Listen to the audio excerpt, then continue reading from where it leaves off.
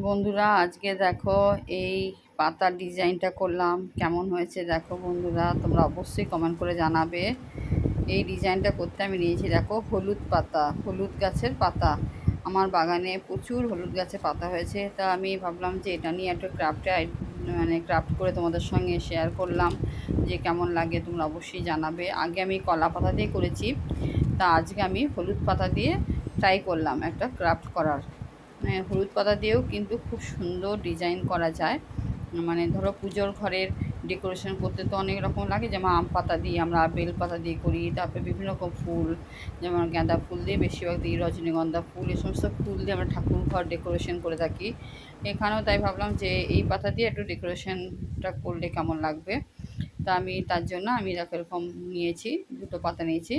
আমি একটা পাতায় করে দেখাচ্ছি। এরকম দেখি, এরকম যদি 3-4টে করে নেওয়া হয়, দিয়ে ঠাকুর ঘরের চারিপাশে যদি লাগিয়ে দেওয়া হয় খুব ভালো লাগবে, বা কোনো অনুষ্ঠান বাড়িতে চারিপাশে ডেকোরেশন করলে খুব ভালো লাগবে। এই দেখো প্রথমে 2 সাইড পাতাগুলো সমান করে কেটে নিলাম, দিয়ে দেখো নিচেটা স্টেপলার করে লাগিয়ে দিলাম যাতে খুলে না যায় নিচেটা।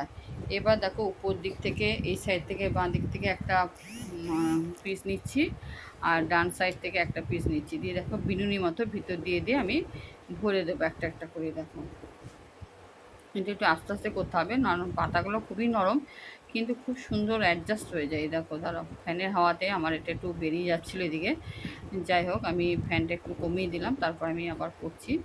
এই দেখো, এই দেখো আস্তে আস্তে এমনি করে প্রত্যেকটা ভাঁজে ভাঁজে আমি একটা একটা করে ভেতরে ভরে দিচ্ছি। এই দেখো, এই দেখো বিনুনি মতো এমনি করে দিচ্ছি, ঠিক আছে। এরকম করে কেউ যদি বুকে বানাও, ফুলের বুকে বানাতেও কিন্তু এরকম করে ডিজাইন করে করে যদি মানে চারিদিকে যদি দেওয়া হয় বুকের, আর চারি সাইডে এরকম করে দেওয়া হলো, আর মাঝে যদি ফুল দেওয়া হয় দেখতে, সেটাও কিন্তু খুব ভালো লাগে দেখতে, বুকেতেও ভালো লাগে।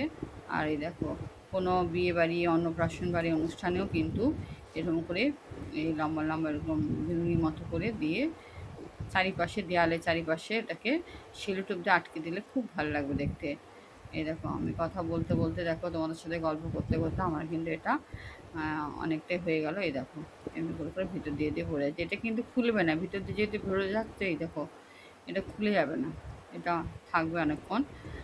এই দেখো একটা দিন তো সারাদিন ভালোই থাকবে, তারপরের দিন পাতা যেত, পাতা তো শুকিয়ে যাবে, কিন্তু সেই দিনে সকালবেলা করলে রাত্রি পর্যন্ত খুব সুন্দর থাকবে।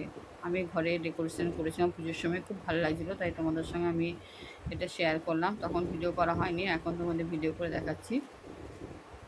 এই দেখো প্রত্যেকটা কিন্তু আমার ভেতর দিয়ে ভরে দিচ্ছি একটা একটা করে। এই দেখো এমনি করে করে করে দিতে পারে, যে কোনো পাতা দিয়ে এটা করা যায়, একটু চওড়া টাইপের যে কোনো পাতা দিয়ে করা যায়। এই দেখো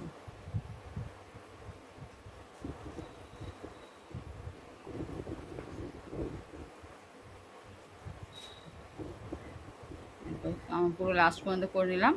এবার আমি আমার গাঁদা ফুলগুলো ছিল, গাঁদা ফুলগুলোকে এবার আমি একটু ছিঁড়ে ছিঁড়ে ছোট্টো ছোট্টো করে অল্প অল্প করে ভিতরে একটু করে গুঁজে দিচ্ছি। দেখো ভেতর দিয়ে ভরে দিচ্ছি, দেখো গাঁদা ফুলটা একটু একটু করে ওপর ভেতর দিয়ে ভরে দিলাম, এরকম যাতে এটা বেরিয়ে না যায়। এই দেখো ভিতর দিয়ে পকেটের মতো হয়েছে, ভিতর দিয়ে দিয়ে ভরে দিচ্ছি। দেখো দিয়ে এবার এটাকে আমি দেওয়ালের মধ্যে লাগিয়ে দেবো, দেখতে খুবই ভালো লাগবে। এরকম লাইন দিয়ে যদি অনেকগুলো লাগানো হয় তাহলে কিন্তু পুজোর ঘর খুব সুন্দর লাগবে দেখতে। তোমরা এইভাবে করে নিতে পারো বন্ধুরা। আর আমার এই আইডিয়াটা কেমন লাগলো তোমরা অবশ্যই কমেন্ট করে জানাবে, পাশে থাকবে, সব সময় পাশে পাবে তুমি আমাকে। থ্যাংক ইউ বন্ধুরা, আমার ভিডিওটা দেখার জন্য অসংখ্য অসংখ্য ধন্যবাদ। Thank you.